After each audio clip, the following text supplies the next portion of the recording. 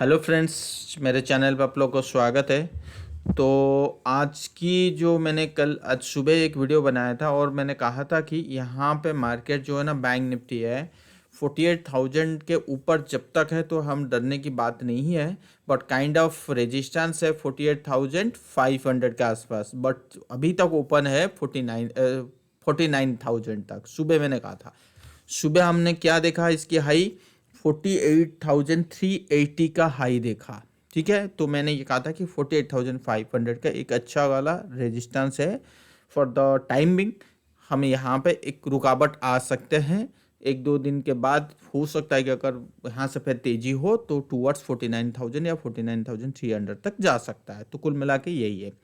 But पहला criteria ये था। सेकंड क्राइटेरिया मैंने कहा था कि 48,000 के ऊपर जब तक है तो डरने की बात नहीं, एक अच्छा वाला सपोर्ट है।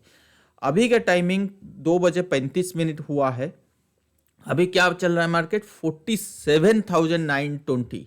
तो जो 48,000 एक काइंड ऑफ सपोर्ट था, अगर मार्केट 48,000 के ऊपर क्लोजिंग दे रहा है तो भी ठीक है, कोई दिक्कत नहीं। अगर 48,000 आसपास क्लोजिंग दे रहा है तो एक काइंड ऑफ टर्निंग पॉइंट है। और 48,000 के नीचे अगर क्लोजिंग दे रहा है तो भी टर्निंग पॉइंट है। तो कुल मिला के यहाँ पे दो सिनारियो सिग्नल क्रिएट हो रहा है। एक सिनेरियो क्या है, या मार्केट यहाँ से ब्रेकआउट दे और इस लेवल को ब्रेकआउट कर दे, 48,400 500 लेवल को ब्रेकआउट कर दे, तो अनदर 800 पॉइंट हम आराम से इजीली देख पाएंगे। मान लो कि मार्केट नहीं गया और ये जो मैंने निकाला हूँ, ये देखिए, अगर ऊपर जाने की कोशिश कर रहा है तो मंडे मंडे तक इसको क्रॉस करना चाहिए। मंडे टाइमिंग क्या है, 3 बजे 15 मिनट। मतलब अगर मंडे को 40,350 के आसपास क्लोज हो गया तो फिर समझ जाओ कि ट्यूसडे वेडनेसडे में अच्छी वाली रैली हमें देखने के लिए मिलेगा। ठीक है, अब मंडे यहाँ पे क्लोज नहीं हुआ। मंडे 48,350 के ऊपर क्लोज नहीं हुआ। ट्यूसडे 1 बजे तक आप मान के चलो कि उसके ऊपर भी नहीं जा रहा 48,300 के ऊपर। तो देन वी कैन थिंक कि मार्केट एक kind of head and shoulder बनाने की कोशिश कर रहा है। और ये चीज़ कहाँ, अरे यार वो कहाँ गया एक मिनट। हाँ, अरे इधर उधर आ रहे थे। हाँ, ये था ब्रॉस। तो ये देखिए, ये क्या है, हेड एंड शोल्डर। तो अगर ये मंडे को क्लोज नहीं किया 48,400 पकड़ के चलो के ऊपर, तो फिर तो समझ जाओ कि ट्यूसडे 12 बजे तक इसके पास टाइम है, मैक्स टू मैक्स बता रहा हूँ। ठीक है, फिर अगर ये कंसोलिडेशन हुआ ऐसे, ट्यूसडे वेडनेसडे थर्सडे तक कंसोलिडेशन हुआ, तो फिर ये चीज़ कहाँ तक लेके जा रहा है, 11 जनवरी। 11 जनवरी मतलब थर्सडे तक अगर ऐसा चला इसी रेंज के अंदर, और इस रेंज में कंसोलिडेशन होते गया ये चीज़, और ये लेवल ब्रेक कर दिया। ये लेवल कौन सा है, 47,500। और वो हो सकता है कि वेडनेसडे को ब्रेक करे, ट्यूसडे को, वेडनेसडे थर्सडे को ब्रेक करे, या फ्राइडे को ब्रेक करे। अगर इस लेवल को ब्रेक करके नीचे की तरफ अच्छा खासा कंसोलिडेशन होने के बाद अगर नीचे की तरफ इस लेवल को ब्रेक कर दिया, तो समझ जाओ आने वाले टाइम पे खतरा है। जो चीज़ मैं बार बार अलर्ट कर रहा था कि ऊपर भी जाए ना तो भी आपको सावधानी रहना है। अगर मान लो कि ऊपर भी नहीं गया और 47,500 को ब्रेक कर दिया, तो easily we can see 46,000 in the Nifty bank. Okay, easily we can see, easily I am talking about. ठीक है, तो ये चीज़ आप समझ गए क्या मैं बोल रहा हूँ।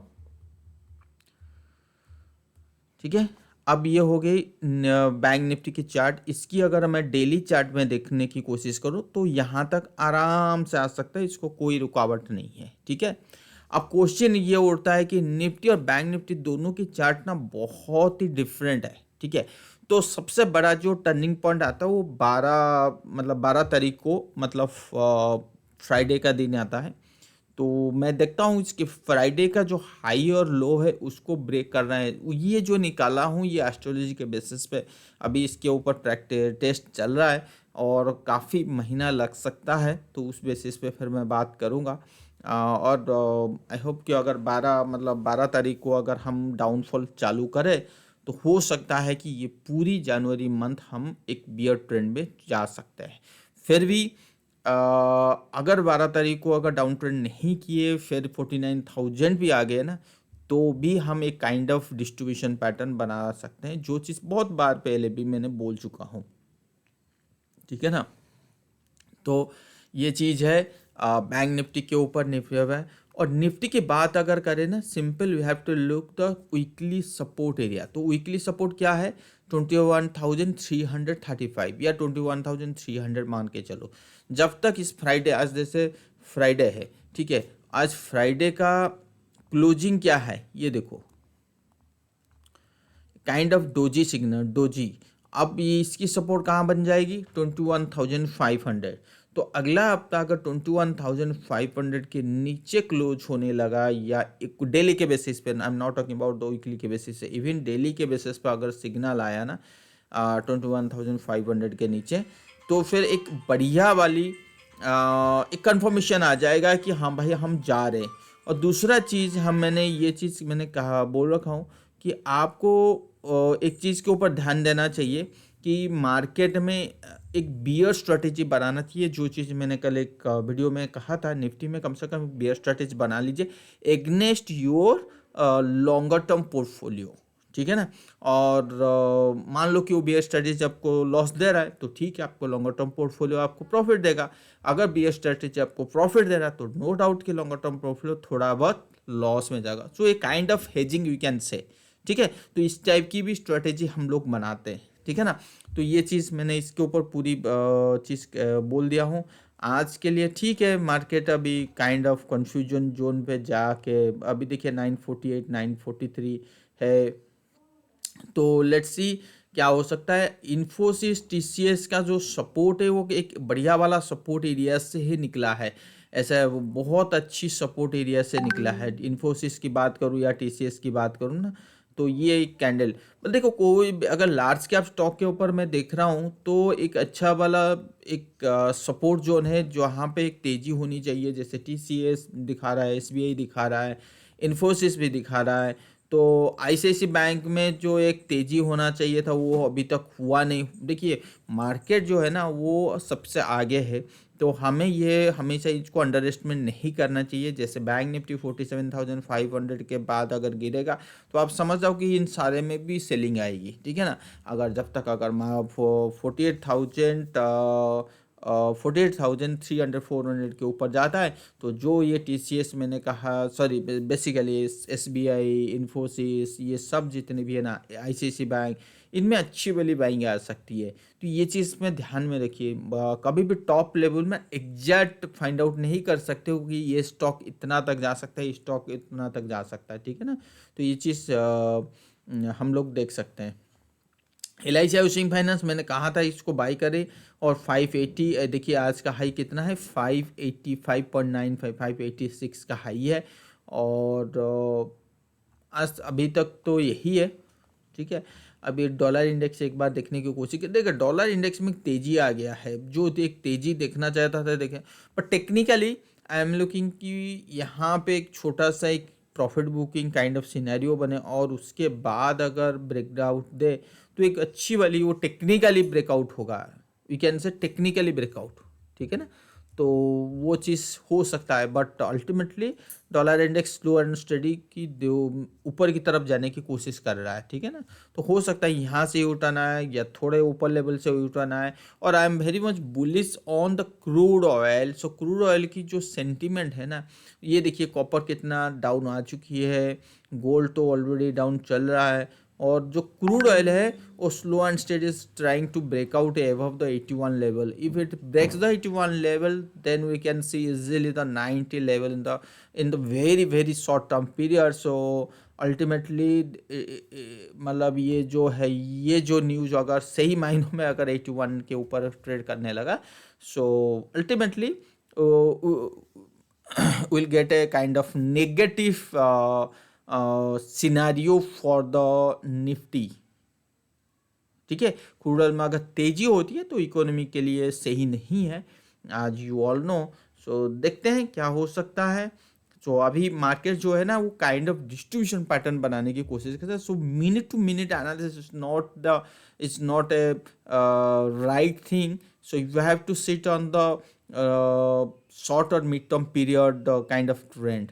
Okay, so let's see. ये तो मेरा व्यू है, मैंने already I have already shared about. देखिए, it's trying to close above the 48,000। So let's see if it's closing above the 48,000, then think कि हो सकता है कि market will react in between the 47,500 to 48,500 in 1,000 point. We can see the zigzag kind of pattern the till the Thursday, or it may be till the Monday. So on Monday Tuesday will decide कि Thursday तक जा रहा है या Monday तक जा रहा है. So on the basis of bank Nifty move, Nifty will do dance. Okay, so let's C. And ज़्यादा बताने की भी ज़रूरत नहीं है. निफ्टी अगर देखिए, बैंक निफ्टी में अगर हम लोग देख रहे हैं कि वो on the high level 49,000 to 49,300. So Nifty में भी मैंने लेवल निकाल के रखा हूँ, तो यहाँ पे 22,060 का लेवल निकाल के रखा हूँ. अगर ये ऊपर जाने की कोशिश कर रहा है तो भी 20,060, मतलब ऊपर के जगह बहुत ही कम है. जितना ऊपर जाएगा उतना कम है, और आपकी पोर्टफोलियो को उस बेसिस पे हैंडल करना पड़ेगा. ठीक है ना. तो ये चीज़ मैं ध्यान में रखी, ये भी आज भी बोल रहा हूँ, कल भी बोलूँगा. और ट्रेडिंग का अपनी जो ट्रेडिंग का जो माइंडसेट है उसको कुछ ना कुछ कम करते रहिए. ठीक है, इन्वेस्टमेंट के ऊपर फोकस करिए. जहाँ पे आपको लग रहा है कि यहाँ पे देखिए, मैंने कहा था कि HDFC AMC में इन्वेस्ट की करने के लिए, और देखिए HDFC AMC मुझे 70 काइंड ऑफ परसेंट का रिटर्न ऑलरेडी दे रहा है, सॉरी 40% काइंड ऑफ रिटर्न दे रहा है. और अगर मैं LIC की बात करूँ, LIC मैंने कहा था कि LIC में भी इन्वेस्टमेंट के जो देखिए, जो ऑलरेडी LIC में भी वो 30% के रिटर्न दे रहा है. तो ये सारे चीज़ BML मुझे 70% काइंड ऑफ रिटर्न दे रही है.